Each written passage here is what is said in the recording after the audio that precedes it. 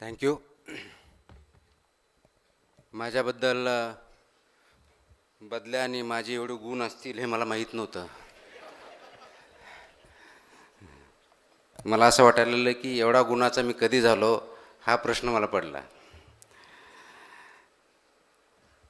Tamgadge trust, मंचावरील उपस्थित सर्व मान्यवर, माझे मित्र, समोर असलेले सर्व श्रोते, मला माहिती आहे की आज या कार्यक्रमाला बराच वेळ झालेला आहे. आपल्याला दुपारच्या जेवणाची वेळ नागपूरकरांची मला माहिती असल्यामुळे ती होऊन गेलेली आहे. तरी आपण इथं उपस्थित आहात त्याच्याबद्दल प्रथमतः आपले आभार. कार्यक्रमाला वेळ जास्त झाला असल्यामुळे मला खूप काही जास्त बोलता येणार नाही, परंतु इथे खूप मोठ्या प्रमाणात विद्यार्थी, पालक आणि तामगाडगे ट्रस्टचे ट्रस्टीज, वेलविशर्स, त्यांच्यासोबत काम करणारे सर्व सहकारी इथे आहेत. प्रथमतः तामगाडगे ट्रस्टच्या वतीनं जे काम चालतं आहे, विशेष करून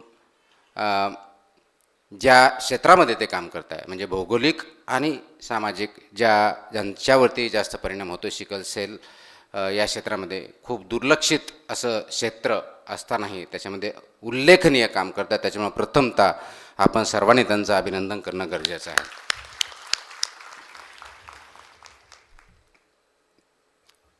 सिकल सेलमध्ये काम करत असताना तामगाडगे ट्रस्टचा माझा प्रथमतः जो संबंध आला तो मी हेल्थ कमिशनर असताना त्यावेळेस त्याचे इंटरॅक्शन झालं होतं आणि वेगवेगळ्या क्षेत्रामध्ये कसं काम करायचं याच्यावरती थोड्या प्रमाणात चर्चा झाली होती. परंतु ॲज युज्युअल 59व्या दिवशी बदली झाल्यानंतर मला काय त्यांच्यापुढं काही काम करता आलं नाही. त्यानंतर त्यांचं काम चालू झालं, आमच्या इंटरॅक्शन होत असते अधूनमधून, कसं काम वाढवता येईल, शासनाची मदत कशी भेटेल, CSRच्या माध्यमातून किंवा कॉर्पोरेट सोशल रिस्पॉन्सिबिलिटीच्या माध्यमातून आपण कसं पुढं जाऊ याच्यावरती साधक बाधक आमची चर्चा होत असते. उन्मेष JNPAचं चेअरमन असताना खूप मोठ्या प्रमाणात ते मदत करू शकला. आमचे मित्र सौरभ आहेत, अनुज आहेत, हेही मदत करत असतात. आपल्यालाही ज्या ज्या ठिकाणी जेवढं शक्य आहे त्या ठिकाणी आपण जर मदत केली तर सिकल सेल ॲनेमिया याच्यापासून ज्यांना त्रास आहे त्यांना, त्यांच्या पाल्यांना खूप मोठ्या प्रमाणात ही मदत होऊ शकते आणि ते बहुमूल्य काम आपल्या हातून होऊ शकतं. त्यासाठी आपण याच्यामध्ये सहभागी नोंदवावा असं मी आवाहन करतो. हे करत असताना त्याचबरोबर विद्यार्थ्यांना स्कॉलरशिप देणं असेल, लायब्ररी चालवणं असेल, त्यांच्यामध्ये चांगले गुण निर्माण करण्यासाठी, संधी निर्माण करण्यासाठी त्यांची मदत करणं असेल, हे सुद्धा उल्लेखनीय काम तामगाडगे ट्रस्टमार्फत होतं. त्यासाठी सुद्धा आपण त्यांना मनापासून धन्यवाद दिले पाहिजेत. आणि आज जसं माझा नेहमीच परिचय करून दिला जातो, नियमाच्या बाहेर जायचं नाही आहे, म्हणून मला आज नियम घालून दिलेला आहे की आज फक्त मुलांना करिअरच्या दृष्टिकोनातून गायडन्स करायचं, बाकी काही बोलायचं नाही. आता ह्या नियमाचं पालन, करिअरच्या गायडन्स करायचं म्हटल्यानंतर मला असं वाटतं की 20-25 वर्ष झाल्यानंतर करिअरवरती बोलायला आपल्याला काय अधिकार आहे असं मला काही बिलकुल वाटत नाही. कारण या 20-25 वर्षामध्ये पुलाखालून एवढं पाणी वाहिलेलं आहे की आमच्या काळात असं म्हणायची जी वेळ आलेली आहे. कारण त्या काळात आम्हाला एखाद्या पुस्तकाचा रेफरन्स जर घ्यायचा असेल तर अगोदर शिक्षक किंवा प्रोफेसर शोधावं लागायचे. त्यांना विचारायला लागायचं की ह्या विषयावरचं पुस्तक कोणतं आहे, ते लेखक कोणते आहे, मग त्याच्यातलं चांगलं कोणतं, आणि ते झाल्यानंतर हे कुठे भेटेल, म्हणजे मार्केटमध्ये भेटेल, लायब्ररीत भेटेल, इथल्या लायब्ररीत भेटेल का दुसऱ्या कुठलं भेटेल, अशा प्रकारची वेळ आमच्या सर्वांच्या काळामध्ये त्यावेळेस होती. आणि आज आपण 21व्या शतकामध्ये ज्यावेळेस वागतो, AI रेव्होल्युशन ज्याला म्हणतो, मशीन लर्निंग ज्याला म्हणतो, त्यावेळेस पुस्तकं शोधणं तर सोडा, ज्ञानसुद्धा तुम्हाला शोधावं लागत नाही, कारण ते तुमच्या खिशात मोबाईलमध्ये अवेलेबल आहे. आणि अशा युगामध्ये आपण ज्यावेळेस वावरत असतो त्यावेळेस त्या युगामधली चॅलेंजेस आमच्या वेळेसची असणारी चॅलेंज याच्यामध्ये जमीन आसमानचा फरक असतो. आणि इथून पुढे जे विद्यार्थी आता 10वीला असतील, 12वीला असतील, ग्रॅज्युएशनला असतील, 3-4 वर्षामध्ये पुढची पायरी ज्यावेळेस चढाल त्यावेळेस आजचा काळ आणि पुढच्या काळामध्ये परत जमीन आसमानचा फरक पडलेला असेल. एवढ्या मोठ्या प्रमाणामध्ये तंत्रज्ञानाने बदल केलेला आहे. त्याचा अंगीकार आपल्याला करावा लागेल आणि फक्त अंगीकार करून चालणार नाही. तर हे तंत्रज्ञान कोणत्या दिशेनं चाललं आहे, त्याचा स्पीड किती आहे, आपण ज्यावेळेस ग्रॅज्युएट होऊ त्यावेळेस त्याची परिस्थिती काय असेल, समाजामधल्या गरजा काय असतील, इंडस्ट्रीची रिक्वायरमेंट काय असेल, कोणत्या प्रकारचे जॉब्स असतील, या सर्वांच्या गोष्टीचा आपल्याला विचार करणं गरजेचं आहे. आणि म्हणून काल मी अमरावतीला संवाद तरुणाई ह्या कार्यक्रमात गेलो होतो. त्यावेळेससुद्धा या विषयावर थोडक्यात बोललो होतो. थोडक्यात तो रेफरन्स असा आहे की ज्ञान आपल्या खिशात आहे. ज्ञान शोधण्यासाठी आपल्याला बाहेर जाण्याची गरज नाही आहे. डिजिटल युग आहे. आपल्याला अनेक वेळेस बोललं जातं की मोबाईलच्या बाहेर आपण निघत नाही. डिजिटल युगामध्ये आता मोबाईल सोडणं अशक्य आहे किंवा डिजिटल युगातून बाहेर येणं अशक्य आहे. कारण जी परिस्थिती आपल्यावरती आहे, सर्व गोष्टी जर त्याच्यात अवेलेबल असतील, इझिली अवेलेबल असतील, तर त्याचा वापर केलाच पाहिजे. प्रश्न मोबाईल वापरायचा किंवा नाही हा नाही आहे. डिजिटल युगातून बाहेर पडायचं किंवा नाही हाही नाही आहे. प्रश्न हा मोबाईलने आपल्याला वापरायचं की आपण मोबाईल वापरायचं हा आहे. आज गरज त्याच्यावरती आहे. AIचा वापर करा, मशीन लर्निंगचा करा, व्हॉट्सअपचा करा, पण ते करताना जो वापर करतोय तो योग्य करतोय का अयोग्य करतोय, मी करतोय का मोबाईल माझ्याकडून करून घेतोय. जे आपण फॉरवर्ड करतोय ते फॉरवर्ड करताना त्याचे परिणाम काय होतील याचा तरी विचार करतोय का, हाही आपण विचार करावा लागेल. आणि म्हणून तुम्हाला फक्त आता ज्ञान मिळवायचं नाही, जे की आमच्या वेळेस आपल्याला ज्ञान भेटण्यासाठी आपण प्रयत्न करायचं, ते तुमच्या हातात आहे, खिशात आहे, घरात आहे, टॅबलेटमध्ये आहे. त्यासाठी तुम्हाला इकडे तिकडे भटकण्याची गरज नाही. गरज आज आहे आपल्याला ह्या ज्ञानापासून विवेकापर्यंतची पायरी चढण्याची. तो विवेक काय आहे हे शोधण्याची. नॉलेज भेटेल तुम्हाला, टेक्निशियन्स भेटतील, स्मार्टफोन भेटतील. निर्णय क्षमता कुठून भेटणार आहे? आणि ती निर्णय क्षमता जर आपल्यामध्ये आणायची असेल तर ह्या ज्ञानाचा वापर विवेकामध्ये करायला आपण शिकलं पाहिजे. तो विवेक आपल्यामध्ये जागृत केला पाहिजे. आणि त्यासाठी चौकस बुद्धी, प्रत्येक गोष्टीला क्वेश्चन करणं, ही कला, ही ज्ञान, ही स्किल, हे स्किल आपल्याला अवगत करावं लागेल. आणि म्हणून आपल्याकडे ज्यावेळेस आपण मोबाईलचा वापर करतो, रील्सचा वापर करतो, इंटरनेटचा करतो, जे काही वाचतो, तर पहिला प्रश्न आपण असा विचारला पाहिजे की हे जे वाचतोय, जे रील आहे, जे आपण बघतोय, हे खरं आहे का? क्वेश्चन इट, खरं आहे का? का ते आपल्याला कुणीतरी पाठवलंय? याचा सोर्स काय आहे? याचा उगम काय आहे? आणि हे आपण जे वाचतोय आपल्यापर्यंत पाठवलंय किंवा आलं, याचा उद्देश काय आहे? हा पहिला प्रश्न विचारा. मग सोर्स गेल्यानंतर त्याचं व्हेरिफिकेशन करा. एका सोर्सने नाही, मल्टिपल सोर्सनी, वेगवेगळ्या माध्यमातून, ज्याला विचार वैविध्य आपण म्हणू, वेगवेगळ्या विचाराच्या माध्यमातून. हे असं केलं तर काय होईल, नाही केलं तर काय होईल, अर्धवट केलं तर काय होईल, दुसरी गोष्ट केली तर त्याचा काय परिणाम होईल, समाजावरती काय होईल, माझ्यावरती काय होईल, माझ्या कुटुंबावरती काय होईल, हाही प्रश्न विचारा. आणि याच्यातून आपल्याला वाटतं की नाही त्याच्यामध्ये तथ्यांश आहे, सत्य आहे, पूर्ण आहे, अर्ध आहे, अंशतः आहे, तर जो सत्याचा भाग आहे तो स्वीकारा. आणि तो स्वीकारल्यानंतर त्या सत्याचा परिणाम माझ्या जीवनावरती काय होणार आहे आणि तो मी कसा उपयोग करू शकतो याच्यावरती विचार करायला शिका. जोपर्यंत हे प्रश्न तुम्ही स्वतःला विचारणार नाहीत तोपर्यंत आपल्याकडं फक्त डोपामाइनच्या माध्यमातून, रील्सच्या माध्यमातून तुम्हाला जे आवडतं तेवढंच पाठवलं जाईल. आणि आज आपण त्यामुळे एकमेकाचे शत्रू का झालो आहेत?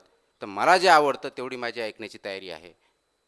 माझ्या मनाविरुद्ध किंवा विचाराविरुद्ध एक रील जरी आली तरी ते मला आवडत नाही, आणि विचार मांडण्याची आणि ऐकून घेण्याची माझी तयारी नाही आहे. हा जो परिणाम झालेला आहे हा डिजिटल युगाचा नेगेटिव्ह परिणाम आहे. म्हणून डिजिटल युग किंवा इंटरनेट किंवा व्हॉट्सअप किंवा इन्स्टा हे वाईट आहे का? बिलकुल नाही. ही अत्यंत चांगली टेक्नॉलॉजी आहे. याचा वापर योग्य केला पाहिजे. आपल्याला आठवत असेल तर आपण ज्याला अगोदर आपण नॉमॅडिक ट्राईब्स, त्याच्या अगोदर कधीतरी जंगलामध्ये राहायचो, त्यावेळेस आपल्याकडे कोणतीही टेक्नॉलॉजी नव्हती. आपण इतिहास वाचतो. मग जाळ करायला शिकलो, जाळ करण्यापासून मग अन्न शिजवायला शिकलो, आणि त्याच्यातून आपला प्रवास होऊन इथपर्यंत आलो. ते जाळ करायला सुरुवात केल्यानंतर, अन्न शिजवल्यानंतर त्याच्यानुसार फॉरेस्ट पण जाळायला लागली. आता त्या आगीचा उद्देश अन्न शिजवण्यासाठी करायचा की फॉरेस्टला जाळण्यासाठी करायचा हा आपला निर्णय असतो. म्हणून आग वाईट नाही आहे, ती टेक्नॉलॉजी आहे, ते माध्यम आहे. तसंच आज AI किंवा कम्प्युटर टेक्नॉलॉजी वाईट नाही आहे, अत्यंत चांगली आहे. त्याचा वापर आपल्याला पुढं जाण्यासाठी, मानव समाजाला पुढं नेण्यासाठी, आपल्या कुटुंबामध्ये पॉझिटिव्ह इम्पॅक्ट करण्यासाठी करायचा, की काही चुकीचे रील्स बनवून दुसऱ्याला अनेकामध्ये भांडणं लावायची, तेढ निर्माण करायचं, चुकीच्या गोष्टी पसरवायच्या आणि एकच गोष्ट अनेक वेळेस पसरल्यामुळं ती आपल्याला खोटी वाटते किंवा खरी वाटते, खोटी जरी असली ती करून दाखवायची, हा आपला वैयक्तिक निर्णय आहे. आणि म्हणून ही टेक्नॉलॉजी अत्यंत चांगली असतानाही त्याचा वापर जर आपण अशा पद्धतीने करत गेलो तर त्याचे वाईट परिणाम आपल्या सर्वावरती होऊ शकतात, आपल्या भविष्यावरती होऊ शकतात. ते आपण बघत आहोत. ते अवॉइड करण्यासाठी आपल्याला विवेकवादी व्हावे लागेल. आणि या विवेकवादाची खूप मोठी परंपरा महाराष्ट्राला लाभलेली आहे. संत ज्ञानेश्वरांनी मराठीमधून जी ज्ञानेश्वरी लिहिली, मराठी लोकांसाठी लिहिली, कारण ती संस्कृत होती, प्रत्येकाला वाचता येत नव्हती. ज्या कोणत्या भाषेत होती, ज्या कोणत्या आपल्याला म्हणता येईल लिपीत होती, ती सर्वसामान्यपर्यंत आक्षेप नव्हती, शक्य नव्हतं प्रत्येकानं. ती सर्वसामान्यपर्यंत आली. त्याला ज्ञानाला विवेकाशी जोड दिली. संत तुकारामांनी काय केलं, ज्या प्रथा होत्या त्याला प्रश्न विचारले, ज्या अयोग्य होत्या त्याच्यावरती प्रहार केले, विरोध झाला तरी केले आणि त्या दृष्टीनं पुढं नेऊन समाजामध्ये सुधारणा घडल्या.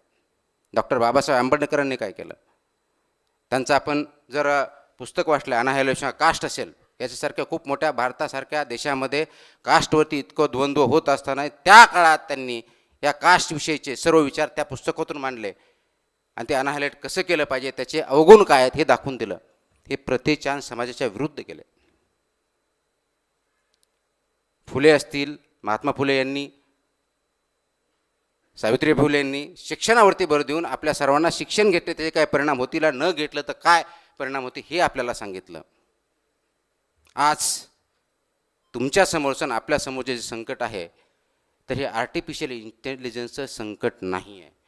रादर ह्या आर्टिफिशियल इंटेलिजन्स मशीन लर्निंग असताना, डिजिटल टेक्नॉलॉजीचा यूज होत असताना याचा विवेकवादी वापर कसा करता येईल हे आपल्यासमोरचं चॅलेंज आहे.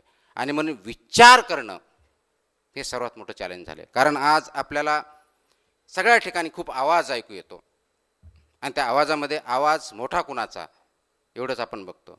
तो आवाज नसतो, तो गोंगाट असतो. आणि ज्यावेळेस आवाज गोंगाटामध्ये परिवर्तित होतो त्यावेळेस विचार पूर्णपणे दबून जातात. प्रश्न तुम्हाला आवाज वाढवायचा आहे का विचार जे आहेत त्यांना वरती न्यायचं आहे, हा एवढाच आहे. आणि हा जर विचार आपण आज केला नाही तर कदाचित 10 वर्षांनी, 20 वर्षांनी, 30 वर्षांनी आपण जे स्वप्न बघतोय आपल्या स्वतःबद्दल, आपल्या कुटुंबाबद्दल, कम्युनिटीबद्दल, समाजाबद्दल, देशाबद्दल, त्याच्यातलं कोणतंही स्वप्न आपण पूर्ण करू शकणार नाही. जगामध्ये आपल्याला महासत्ता बनायचं आहे. सर्वात अगोदर महासत्ता स्थापित आपल्याला करावं लागेल ती आपल्या विचारांची. कारण जगामध्ये पॉवरफुल देश इकॉनॉमिकली खूप आहेत. ते इकॉनॉमिकली पॉवरफुल देश असले सामाजिकदृष्ट्या तेवढे स्थैर्याचे आहेत का, हाही प्रश्न आपल्याला विचारायचा आहे. आणि म्हणून फक्त आज तुम्ही डिग्री घेऊ नका. बऱ्याच वक्त्यांनी हे सांगितलं की डिग्रीमुळं तुम्हाला कदाचित नोकरी भेटेल. सर्टिफिकेट्स असतील, डिप्लोमा असतील, होल्डर असतील, याच्यामध्ये अनेक प्रश्न काही प्रमाणात उत्तरित होऊ शकतात. पण आज सर्वात महत्त्वाची जी गरज आहे ती स्किल्सची आहे, कौशल्याची आहे. कौशल्याशिवाय तुम्हाला मला पुढे जाता येणार नाही. म्हणून आपल्याला दुसरी महत्त्वाची विचाराबरोबर दुसरी महत्त्वाची जी गोष्ट करायची आहे ती म्हणजे लाईफ लाँग लर्निंग. जीवनभर शिकण्याची सवय आपल्याला लावून घ्यायची आहे. अनेक वेळेस आपण नोकरी लागल्यानंतर किंवा ग्रॅज्युएशन झाल्यानंतर ते आपण सोडून देतो. अनेक वेळेस हाही प्रश्न आहे की आपण खरोखर ग्रॅज्युएशन करताना लर्निंग करतो की नाही करतो, हा वेगळा विषय असू शकतो. हे आपण गृहीत धरू की आपण ते शिकत असतो. पण लाईफ लर्निंग जर आपण केलं नाही तर ह्या AIच्या युगामध्ये तुम्ही आणि मी टिकू शकणार नाही आहे. मशीन मोठी का माणूस मोठा हा प्रश्न नाही आहे. प्रश्न हा आहे ही जी मशीन आहे, जी माणसांनी क्रिएट केलेली आहे, त्याचा उपयोग कसा करायचा, कोणत्या उद्देशासाठी करायचा, कोणत्या पद्धतीने करायचा आणि किती करायचा, याचं जर आपण तारतम्य बाळगलं नाही तर आपण डेफिनेटली परत एक वेळेस गुलामगिरीमध्ये जाणार आहोत. कारण 1947ला भारत स्वातंत्र्य झाला, ब्रिटिशापासून स्वातंत्र्य झाला. आपण विकास केला, शैक्षणिक क्षेत्रात केला, आर्थिक क्षेत्रात केला, आरोग्याच्या क्षेत्रात केला, कदाचित आपले जेवढे ॲस्पिरेशन्स आहेत, अपेक्षा आहेत तेवढा केला नसेल, परंतु केला. बऱ्याच अंशीच आपण पुढे गेलेलो आहोत. आणि म्हणून आज आपण 21व्या शतकात महासत्ता उदयास येण्याच्या दृष्टीनं स्वप्नही बघत आहोत. याच्यात वावगं काय नाही, अत्यंत बरोबर आहे. परंतु जगाचा इतिहास जर बघितला तर जगावर प्रत्येक वेळेस कुणी ना कुणी राज्य केलेलं आहे. त्यासाठी युद्ध झालेले आहेत, महायुद्ध झालेले आहेत. त्याचा इतिहास आपल्या सर्वांना माहिती आहे. कधी ते तलवारीने झाले असतील, कधी दगडांनी झाले असतील, कधी बंदुकांनी झाले असतील, कधी न्यूक्लिअर वॉर झाला असेल. आत्ता जे वॉर चालू आहे ते विचारांचं वॉर चालू आहे. त्यासाठी तुम्हाला बॉम्ब गोळ करण्याची गरजच पडत नाही, कारण इंस्टाग्रामच्या, व्हॉट्सअपच्या, इंटरनेटच्या माध्यमातून तुमचे विचार पूर्णपणे भेसळयुक्त करणं हे आजचं काम चालू आहे. आणि ती भेसळ कशाची आहे, योग्य विचाराची की अयोग्य विचाराची, हा महत्त्वाचा प्रश्न आहे. पण तुमचे विचार जर फक्त ऐकण्याचे असतील पण विचार करण्याचे नसतील तर मात्र तुम्ही त्या प्रवाहावर वाहत जाणार. आणि आहे त्या प्रवाहावर ज्यावेळेस वाहत जातो त्यावेळेस खरं खोटं, योग्य अयोग्य ही आपल्याला सुचत नाही. आणि खरी परिस्थिती किंवा खरा निर्णय किंवा खरं कॅरेक्टर जर कुठं असेल तर तुम्हाला ते योग्यपणाचा निर्णय घेता आला पाहिजे. त्यासाठी आपल्याला काम करावं लागणार आहे. म्हणून प्रवाह ज्या दिशेने जातोय त्याच्याबरोबर वाहत जाणार म्हणजे आपण आयुष्य जगत नाही. मी 1-2 वेळेस बोललेलो आहे, अनेक वेळेस बोललेलो आहे. प्रवाहात ज्यावेळेस उभा असता आपण बघतो, आपण नदी क्रॉस करायचं असेल आणि त्याला खूप मोठा, त्या प्रवाहाला ज्याला पूर आलेला म्हणतो गावाकडच्या भाषेमध्ये, खूप मोठं पाणी आलेलं असेल पाऊस पडल्यानंतर, आपण थोडा वेळ थांबतो. याचा फोर्स किती आहे, कोणत्या दिशेने येते, पाणी गढूळ आहे का नितळ आहे, गढूळ आहे म्हणजे आणखी पाणी येते असं आपण घेतो, नितळ असेल तर तेवढा प्रवाह संत राहील हे आपण अपेक्षित करतो. म्हणजे आपण थोडासा विचार करून बघतो की खरोखर आपण ही नदी क्रॉस करायला पाहिजे की नाही, हा झरा क्रॉस करायला पाहिजे की नाही, याचा विचार करतो. हे झालं जे वाहत्या पाण्यात किंवा नदीच्या बाबतीत.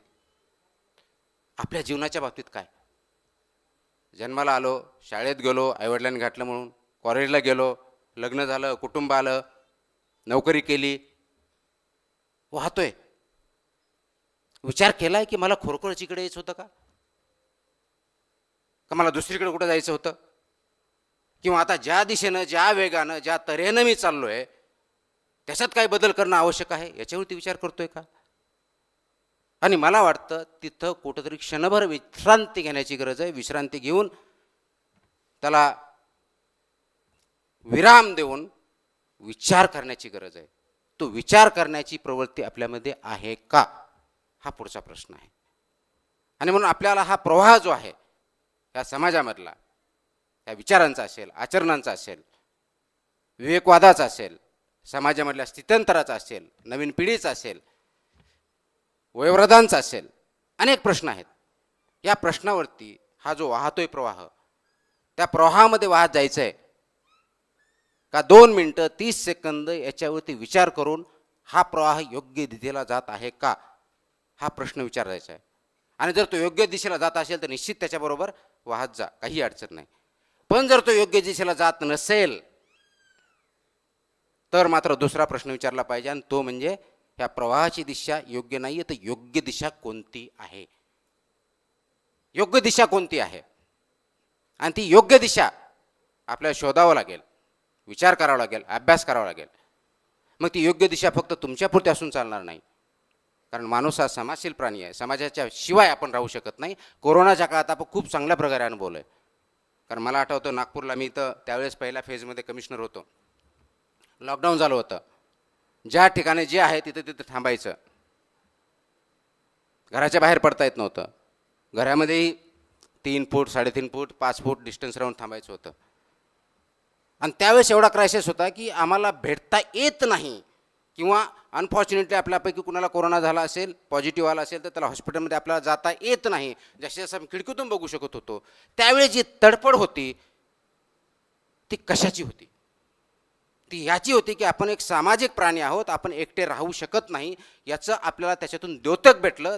त्यावेळेस प्रचिती आली आणि आपल्याला ते रिअलाईज झालं की नाही, आपण माणूस आहोत, जनावर नाही आहेत. आम्हाला सामाजिक आहे, समाजाशिवाय आपण राहू शकत नाही, हे आपल्या निदर्शनास आलं. म्हणून मग आज जो प्रवाह चालला आहे तो प्रवाह जर योग्य नसेल तर योग्य प्रवाह तुम्ही जो निवडणार आहात विचार करून, तो फक्त तुमच्यापुरता तुम्हाला विचार करायचा नाही, समाजासाठी तो योग्य आहे का अयोग्य आहे याचाही विचार करावा लागणार आहे. आणि तो जर विचार केला नाही तर कदाचित तुमचा हा निर्णय योग्य असणार नाही. कारण समाजाशिवाय तुम्ही राहू शकत नाही. मी समाजाविरुद्ध राहू शकत नाही असं बोलत नाही, समाजाशिवाय राहू शकत नाही. समाजाविरुद्ध राहू शकता प्रोव्हायडेड तुम्ही करेक्ट आहात. तुम्ही एकटे जरी असाल आणि समाजाच्या विरुद्ध पोहण्याची तुमची ताकद असेल, कशाच्या आधारे? योग्यतेच्या दिशेत. ताकद म्हणजे पॉवरफुल म्हणजे जास्त माझ्याकडे पैसे आहेत, माझ्याकडे फोर्स आहे याद्वारे नव्हे. तुमचा विचार योग्य आहे, त्याच्यातून होणारी कृती योग्य आहे आणि समाजाची कृती चुकीची आहे हे जर आपण कन्व्हिन्स झालो असेल, ते पुराव्यानिशी सिद्ध झालेलं असेल आणि त्याच्यामधून तुम्ही जो मार्ग निवडला आहे त्यामुळे समाजाचं बल होणार असेल, तो स्टँड डेफिनेटली घ्या. आणि अशा विचाराबरोबर बाकीच्याही लोकांनी, बाकीच्याही व्यक्तींनी, बाकीच्याही नागरिकांनी बरोबर राहिलं पाहिजे. आज होतं उलटच आहे. झुंडशाहीमध्ये आपण वाहत चाललेलो आहे. जसा प्रवाह वाहतो त्याच्यावर जे ओंडके वाहतात त्या ओंडक्याप्रमाणे आपलं जीवन झालेलं आहे. आणि म्हणून विचार करणारा व्यक्ती तिथं 2 मिनिटं त्या प्रवाहाला योग्य की अयोग्य विचाराला थांबला तरी त्याला मूर्ख समजलं जातं, त्याला अयोग्य ठरवलं जातं. आणि हाच प्रॉब्लेम झालेला आहे. विचार करणं हे चूक नाही आहे, विचार शून्यता हा प्रॉब्लेम आहे. म्हणून आपल्याला आज जी विचार शून्यता कदाचित आपल्यात आली असेल, नवीन पिढीमध्ये आलेली असेल, ती विचार शून्यता घातक आहे.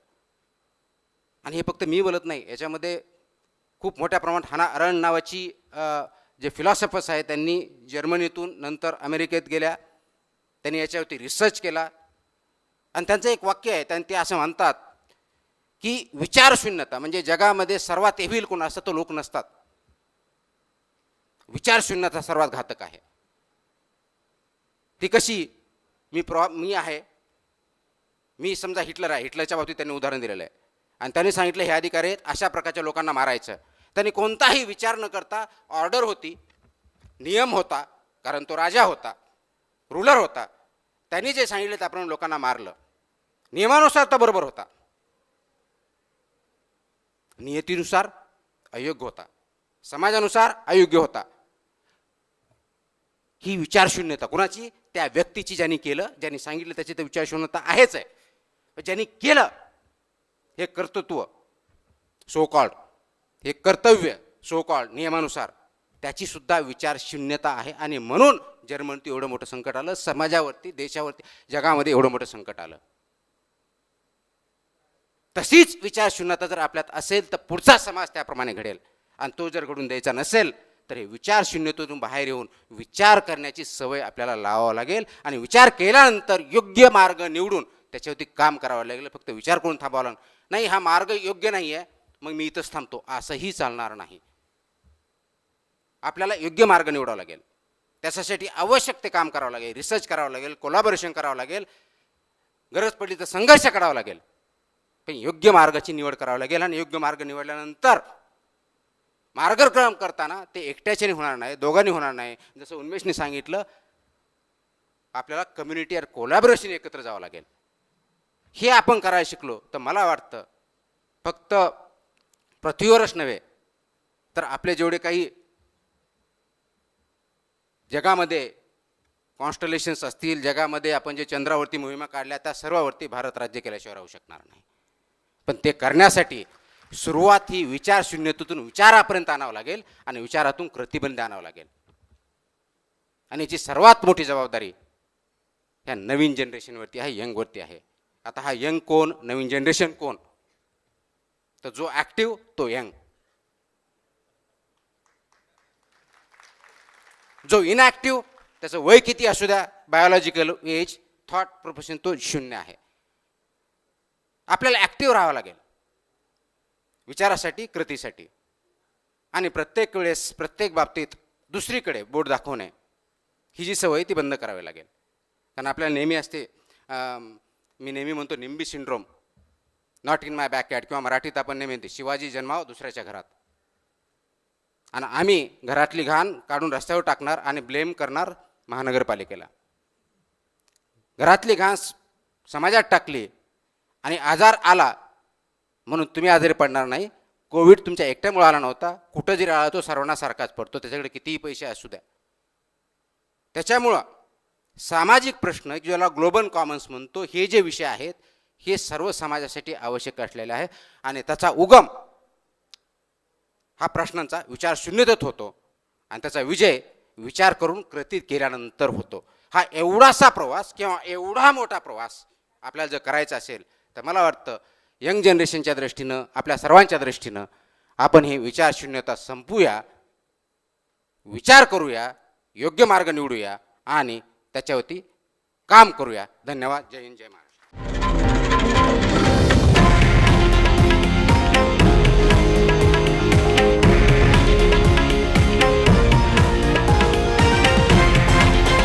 हे आहे देशातील नंबर 1 न्यूज नेटवर्क आणि आपण पाहत आहात TV9 मराठी, एकमेव.